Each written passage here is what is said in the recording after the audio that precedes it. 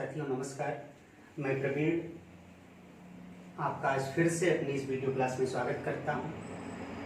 जैसा कि आप जानते हैं कि पिछली वीडियो में हमने अंत करते हुए आपसे कहा था कि अगले क्लास में हम हिंदी की वर्ण व्यवस्था और ध्वनि संरचना के विषय में पढ़ेंगे। और वहां हमने आपसे एक समस्या की चर्चा की थी कि आपके सामने एक समस्या आती है कि अलग अलग तरह की किताबें, अलग अलग तरह के टीचर आपको बताते हैं कि हिंदी में कुल 52 वर्ण हैं कुछ जगहों पे, और कुछ किताबें आपको बता देती हैं कि कुल 59 वर्ण हैं। तो आपके सामने समस्या आती है कि आप 52 को माने या 59 को माने। इसी समस्या के साथ हमने पिछली क्लास का अंत किया था। आज हम इसी पर चर्चा करेंगे। और बोर्ड पर हमने कितनी चीजें इसलिए लिख दी कि हिंदी की वर्ण व्यवस्था में आपके परीक्षा के दृष्टिकोण से जो चीजें इंपॉर्टेंट हैं वो सिर्फ इतनी ही हैं, अर्थात हमको इतना ही पढ़ना है, इसके अतिरिक्त कुछ नहीं।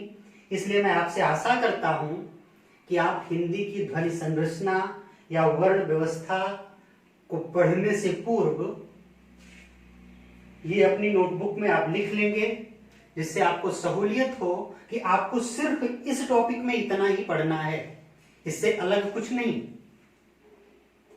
ठीक, अब हम पढ़ेंगे क्या, इसको देखिए कि हिंदी की वर्ण व्यवस्था या हिंदी की ध्वनि संरचना समझते समय हम पहले जानेंगे कि ध्वनि आखिर किसे कहते हैं, ध्वनि की परिभाषा क्या होती है, फिर वर्ण किसे कहा जाता है, फिर लिपि क्या होती है, इसको जानने की कोशिश करेंगे। फिर जानेंगे कि हिंदी वर्णमाला में कितने प्रकार के वर्ण पाए जाते हैं और उनकी परिभाषा क्या है। सामान्य सी परिभाषा जानेंगे, विशिष्ट जानने की जरूरत नहीं है, क्योंकि परीक्षा में परिभाषा लिखने के लिए नहीं आएगा, लेकिन भाषा को समझने के लिए, विषय को समझने के लिए उसके आधार को जानना जरूरी है। इसलिए हम सामान्य परिभाषा जानेंगे कि वर्ण के प्रकार कितने होते हैं। जैसे कि स्वर होते हैं, तो स्वर किसे कहते हैं उसकी परिभाषा जानेंगे। फिर स्वरों के प्रकार कौन कौन से हैं, कि लघु स्वर या मूल स्वर या एक मात्रिक स्वर। फिर दूसरा होता है दीर्घ स्वर या द्विमात्रिक स्वर। फिर तीसरा होता है प्लुत या त्रिमात्रिक स्वर। इसी प्रकार फिर हम जानेंगे कि व्यंजन कितने प्रकार के होते हैं, उसकी परिभाषा क्या होती है। व्यंजनों का वर्गीकरण किन किन आधारों पर किया जाता है, तो हम देखेंगे कि व्यंजन का एक वर्गीकरण होता है उच्चारण स्थान के आधार पर, दूसरा होता है अवरोध के आधार पर, और तीसरा विविध प्रकार के जो अन्य वर्गीकरण हैं उनके विषय में जानेंगे। और मैं बार बार दोहराता हूं कि हम सिर्फ वही चीजें पढ़ेंगे जो हमारे परीक्षा के दृष्टिकोण से उपयोगी हैं। तो उच्चारण स्थान के आधार पर जब हम व्यंजन देखेंगे तो उसमें पहला होगा कंठ व्यंजन, अर्थात जो जिसके उच्चारण में गले का प्रयोग किया जाता है, कंठ का प्रयोग किया जाता है। फिर दूसरा होगा तालव्य व्यंजन, अर्थात जिनके उच्चारण में तालु का प्रयोग होता है। फिर तीसरा होगा मूर्धन्य व्यंजन, जिनके उच्चारण में मूर्धा का प्रयोग किया जाता है। अब तालु और मूर्धा अलग अलग होती हैं, ये हम पढ़ते समय समझेंगे। फिर चौथा होगा दंत व्यंजन, जिनके उच्चारण में दांत का प्रयोग किया जाता है। और फिर पांचवा होगा ओष्ठ व्यंजन। उच्चारण स्थान के आधार पर 5 प्रकार के व्यंजन होंगे। फिर इसी तरह जो व्यंजन का दूसरा विभाजन है अवरोध के आधार पे, उसमें भी हम देखेंगे कि हम 3 प्रकार के व्यंजनों का अध्ययन करेंगे कि अंतस्थ व्यंजन, ऊष्म व्यंजन और स्पर्श व्यंजन किसे कहते हैं, कौन कौन से हैं जो आपकी परीक्षा में पूछे जाते हैं। फिर अन्य आधारों पर जो वर्गीकरण किया गया है उसमें हम जानेंगे कि अल्प प्राण और महाप्राण व्यंजन किसे कहा जाता है, अघोष और सघोष व्यंजन किसे कहते हैं, फिर संयुक्त व्यंजन किसे कहा जाता है। इसी प्रकार हम आयोग वाह ध्वनियां देखेंगे कि आयोग वाह ध्वनियां कौन कौन सी हैं या किसे कहा जाता है। और फिर उनका 2 वर्ग देखेंगे, अनुस्वार और अनुनासिक, एक वर्ग में और दूसरे वर्ग में विसर्ग। अब आप समझ रहे होंगे आयोग वाह ध्वनियां क्या है भाई। अब सामान्य तरीके से समझें तो स्वर व्यंजन के बाद अयोग वाह ध्वनियां आप कहना चाहें तो इनको कह सकते हैं कि हिंदी शब्दकोश के थर्ड जेंडर हैं। बाकी आगे हम विस्तृत इस पर अध्ययन करेंगे। आइए अब हम क्रम से एक एक का अध्ययन करते हैं।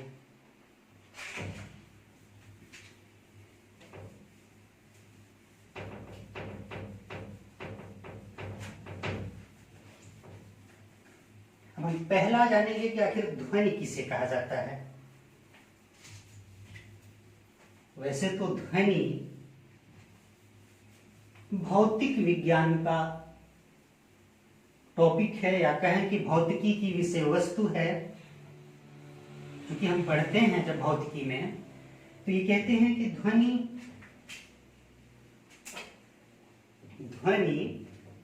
कुछ निश्चित आवृत्ति की तरंगदैर्घ्य होती है, अर्थात तरंगों को ध्वनि कहा जाता है। भौतिक विज्ञान में तो यही पढ़ते हैं कि भाई तरंगों को ध्वनि कहा जाता है, और ये तरंगों को ध्वनि कहा जाता है। और ये तरंगे कैसी होती हैं? जो हमारे कानों तक पहुंचती हैं, हम उन्हीं को जान पाते हैं कि ये ध्वनियां हैं।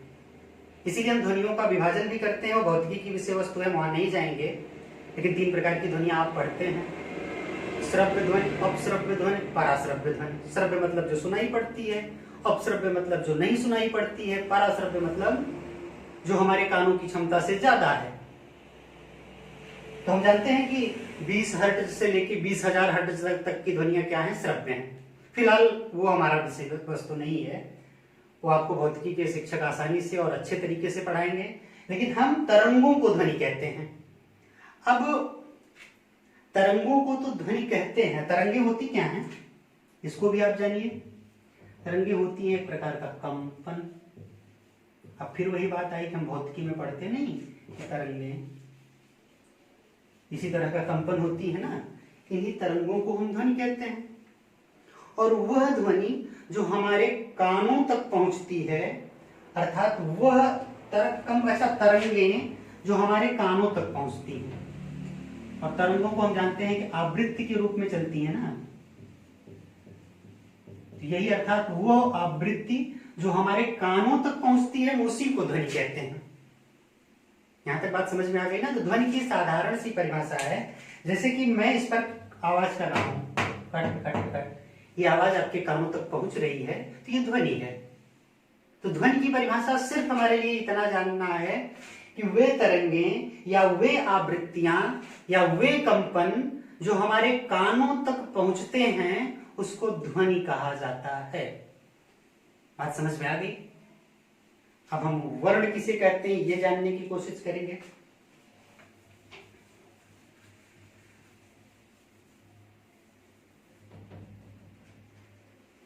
भाई हम पढ़ते हैं कि हिंदी की वर्णमाला अलग तरीके से है, अंग्रेजी की वर्णमाला अलग तरीके से है। भाई हम हिंदी में लिखते हैं ना क ख ग घ, और अंग्रेजी में क्या लिखते हैं? अंग्रेजी में ए बी सी डी ऐसा लिखते हैं। तो क्या है ये क क्या है या ये क्या है? ये क्या है? ये केवल है एक प्रतीक है। क्या है? प्रतीक है या चिन्ह है। हम क बोल रहे हैं, आपके कानों तक पहुंच रहा है, या ध्वनि है। लेकिन जब हमने उसको प्रतीक का रूप दे दिया या इस चिन्ह में लिख दिया, तो क्या हो गया? वर्ण हो गया। अर्थात जब ध्वनियों को निश्चित प्रतीकों और चिन्हों के माध्यम से व्यक्त किया जाता है, तो उनको क्या कहा जाता है? वर्ण या अक्षर। अक्षर, वर्ण या अक्षर। अक्षर का मतलब क्या होता है भाई? अक्षर का मतलब होता है जिसका क्षरण ना हो, जिसका विनाश ना हो। हम आगे जब वाक्यांश के लिए एक शब्द पढ़ेंगे तो जानेंगे उसमें। तो अक्षर क्या है? वर्ण या अक्षर। अर्थात जब ध्वनियों को हम निश्चित प्रतीकों और चिन्हों के माध्यम से व्यक्त करते हैं, तो उसी को वर्ण या अक्षर कहा जाता है। और अब अगली बात आई लिपि की। ध्वनि आप समझ गए, वर्ण समझ गए, अब लिपि क्या है? अर्थात यही प्रतीक, यही चिन्ह जब लिख दिए गए, जैसे हम क बोल रहे हैं, तो क की ध्वनि आप तक पहुंच रही है आवाज क के रूप में। लेकिन जब हम क बोल रहे हैं तो आपके मन मस्तिष्क में एक चिन्ह उभर कर अपने आप आ जाता है कि कोई व्यक्ति क ख ग घ बोल रहा है, तो क बोल रहा है तो निश्चित यही होगा, ख बोल रहा है तो ये होगा, ग बोल रहा है तो ऐसे होगा। ये आपके दिमाग में अपने आप आ जाता है। लेकिन जब हम इसको लिखते हैं, जैसे हमने क को क के रूप में लिखा इस रूप में, तो ये हो गया लिपि। अर्थात लिपि को जब हम परिभाषित करेंगे तो ये कहेंगे कि जिस प्रतीक और चिन्ह से जब वर्णों को लिख दिया जाता है, भाषा को व्यक्त कर दिया जाता है, तो उसे लिपि कहा जाता है। जैसे हम जानते हैं कि हिंदी की लिपि को क्या कहते हैं? देवनागरी लिपि।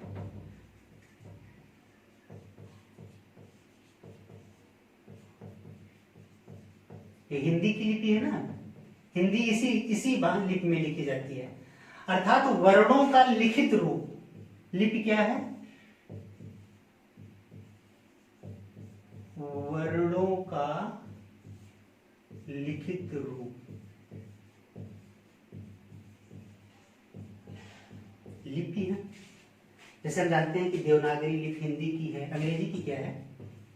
अंग्रेजी की आप देखते हैं लैटिन है। क्या है? लैटिन।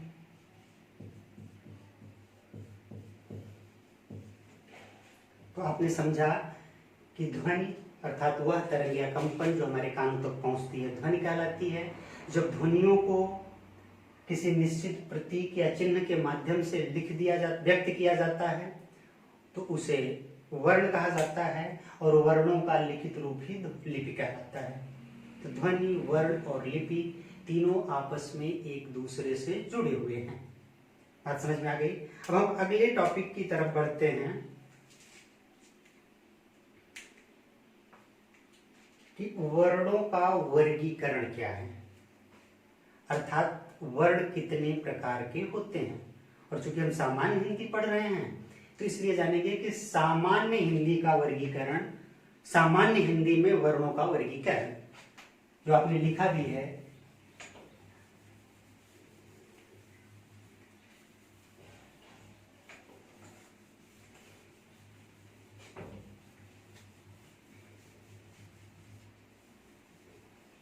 और वर्गीकरण पढ़ने के बाद तब हम ये जानेंगे कि हम परीक्षा में किसको माने।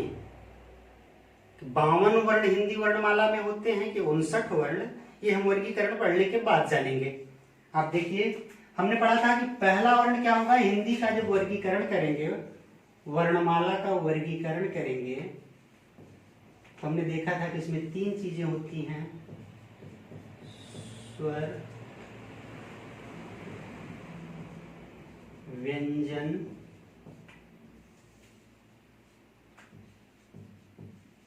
और अयोगवाह, ध्वनियां या वर्ण। ठीक है।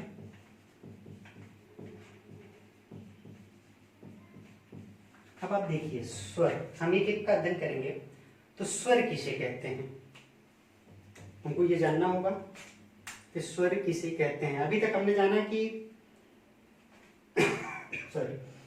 अभी तक हमने जाना कि वर्ण वही है भाई जिसका हम उच्चारण करते हैं, जिसको हम लिखते हैं, वो लिपि है। लेकिन सब वर्ण का ही रूप है। बोलते हैं तब वर्ण बोला जा रहा है, लिखते हैं तब वर्ण लिखा जा रहा है। लिख दिए तो लिपि हो गई और बोल दिए तो ध्वनि हो गई। बस इतना ही तो है ना। तो हम कहेंगे कि स्वर किसे कहते हैं। आप जब स्वर की परिभाषा देते हैं तो आप लिखते हैं कि वे मूल ध्वनियां जिनका किसी प्रकार से विभाजन नहीं हो सकता, अर्थात जो स्वतंत्र होती हैं, उन्हें स्वर कहा जाता है। तो स्वर क्या होते हैं, अर्थात ये मूल ध्वनि होते हैं। इनकी पहली विशेषता आप जानिए। परिभाषा तो मैं आपसे बोल रहा हूं और आप इसको लिख लेंगे कि वे मूल ध्वनियां जिनका विभाजन नहीं किया जा सकता। दूसरा बात, किनका विभाजन नहीं होता,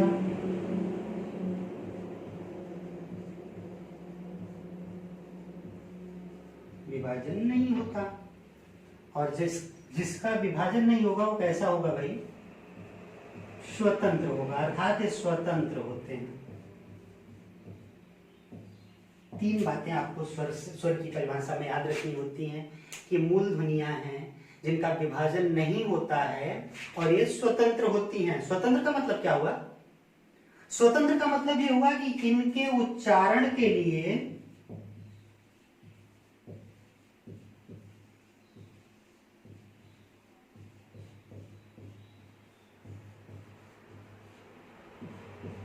किसी अन्य ध्वनि के सहयोग की आवश्यकता नहीं होती। इनके उच्चारण के लिए किसी अन्य ध्वनि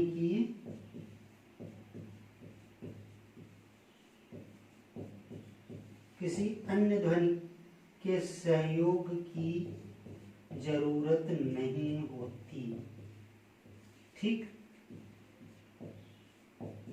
इसीलिए स्वतंत्र होती है।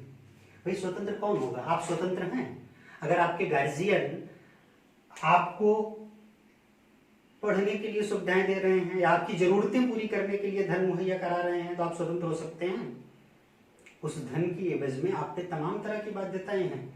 आपका अभिभावक आपसे कहता है कि यहाँ मत जाइए, वहां मत जाइए, ये मत कीजिए, लेकिन स्वर के साथ क्या है? जब ये किसी के सहयोग की जरूरत ही इसको नहीं है तो स्वतंत्र है।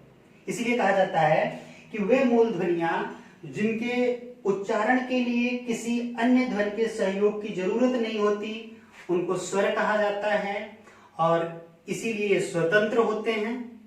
ठीक है, अब हम जानेंगे कि स्वर कितने प्रकार के होते हैं। स्वर की परिभाषा आप लिख लीजिए कि वे मूल ध्वनियां जिनके उच्चारण के लिए किसी भी प्रकार के अन्य ध्वनि के सहयोग की आवश्यकता नहीं होती उन्हें स्वर कहा जाता है।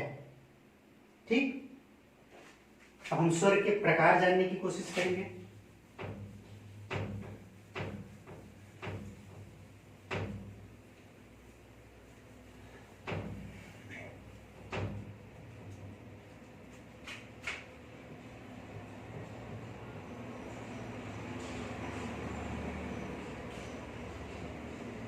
स्वर के प्रकार, हमने स्वर का प्रकार 3 प्रकार देखा था। अभी आपने अपने अध्ययन बिंदुओं में लिखा होगा 3 प्रकार थे। मूल स्वर, इसी मूल स्वर को हम कहते हैं एक मात्रिक स्वर। एक मात्रिक का मतलब इसकी एक मात्रा होती है, या इसी को कहा जाता है लघु स्वर। लघु का मतलब छोटा स्वर भाई। और हम दूसरा प्रकार हमने उसका देखा था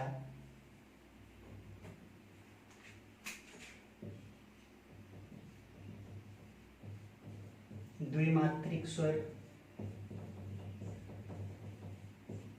द्विमात्रिक या दीर्घ स्वर। और तीसरा प्रकार हमने देखा था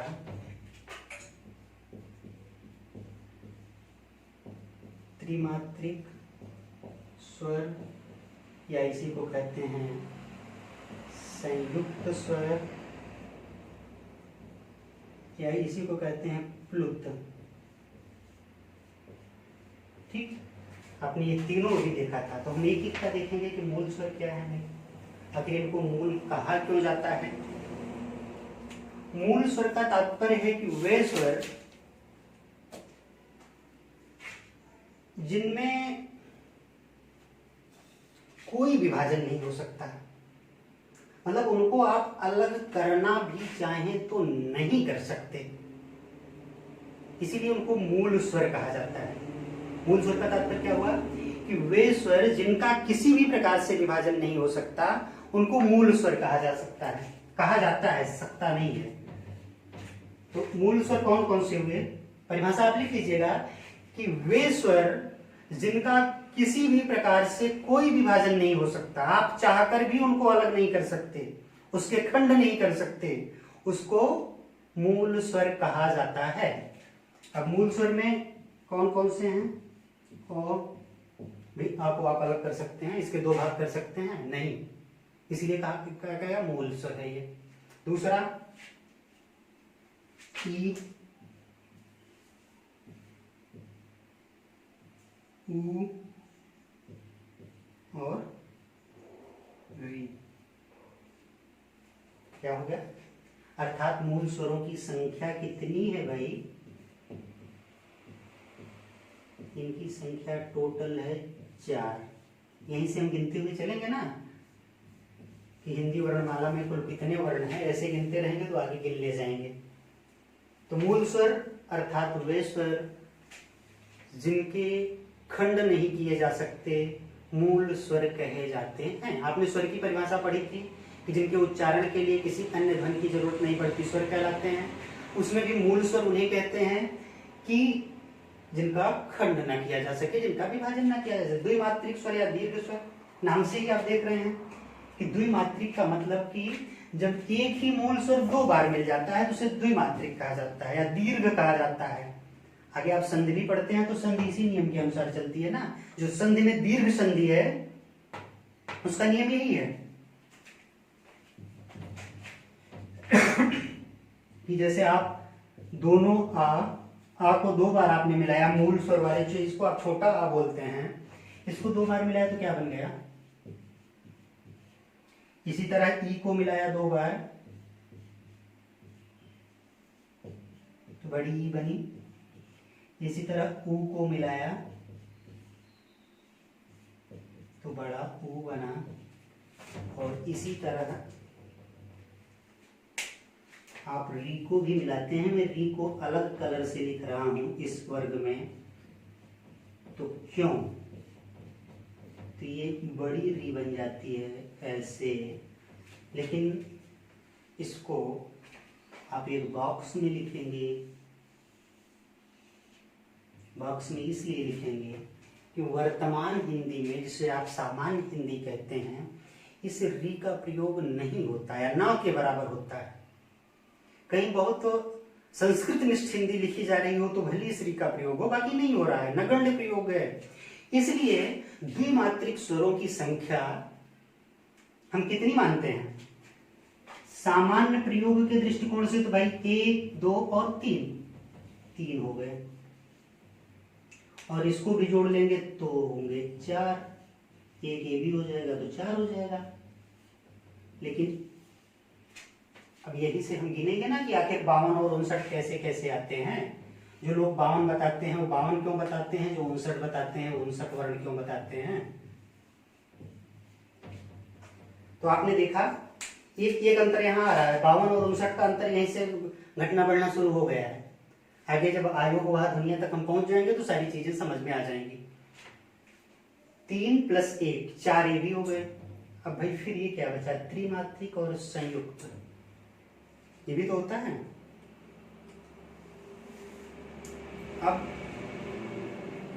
अब अभी आपने देखा था कि यहाँ अ से अ मिल रहा है, मूल स्वर वाले अ से अ मिल रहा है, ई से ई मिल रहा है, ऊ से ऊ मिल रहा है, तो दीर्घ स्वर बन रहा है।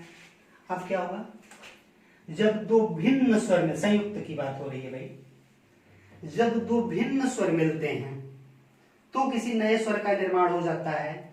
उसी को क्या कहा जाता है, संयुक्त स्वर या त्रिमात्रिक स्वर या प्लुत। त्रिमात्रिक और दीर्घ या मूल ये उच्चारण स्थान, उच्चारण में लगने वाले समय पर आधारित हैं। जैसे हम अ बोलते हैं तो कम समय लगता है, इसलिए इनको लघु कहा जाता है। अ बोलते हैं अ थोड़ा सा ज्यादा समय लगा। और त्रिमात्रिक कैसे हैं, जब उनको बोलेंगे तो और ज्यादा समय लगेगा। आप देखिए, इसको दोनों को मिलाइए,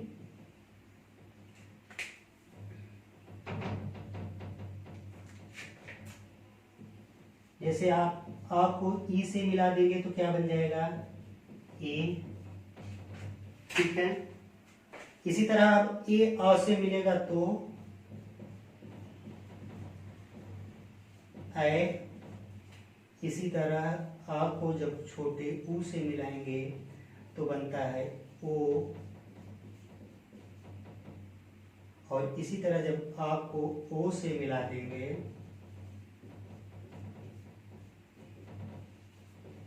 तो बनता है औ। अब क्या हुआ, इनकी संख्या कितनी हो गई, 4। ठीक, ए ऐ ओ औ। अर्थात हमने देखा कि मूल स्वरों की संख्या 4, अ ई उ री। दीर्घ मात्रिक या द्विमात्रिक या दीर्घ स्वरों की संख्या 4 और 3 दोनों हम देख रहे हैं, अ ई उ और री।